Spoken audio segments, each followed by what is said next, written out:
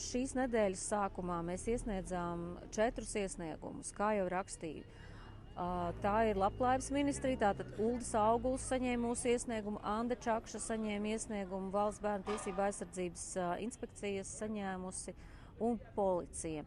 Par ko šie iesniegumi? Tātad šie iesniegumi ir par konkrētu panta pārkāpumu, 50.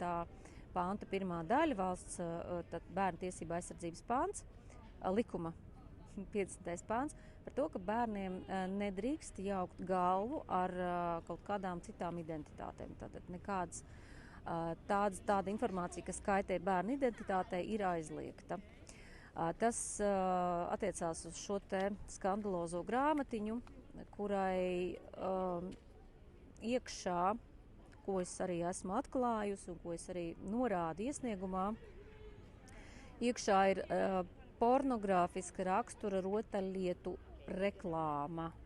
Ja, piemēram, tur kāds var strīdēties, ka tur tai grāmatiņā ir vai nav, tur kas tur kādi attēli, tad iekšā, es atvainojos, ir šitās te divas tās dāmas, kas to grāmatiņu ir sarakstījušas, un viņas tomēr ir dāmas, lai viņas neizliekās, ka viņas nav.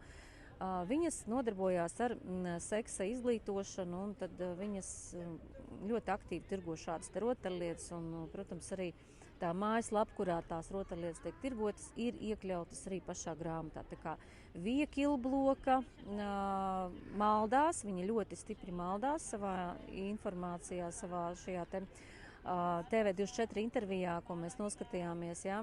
Viņai vienkārši nav izpratnes par to, kas ir domāts bērniem, kas nav domāts bērniem. Tāda naiva dvēsele, kā viņa, jau, ziniet, labāk tiešām nebūtu sniegusi šādu interviju. Jā, un grāmata tiešām atrodas bērnu sadaļā, grāmatnīcā klāt pie visām rotaļlietām, un tā kā te nevajag te izlocīties.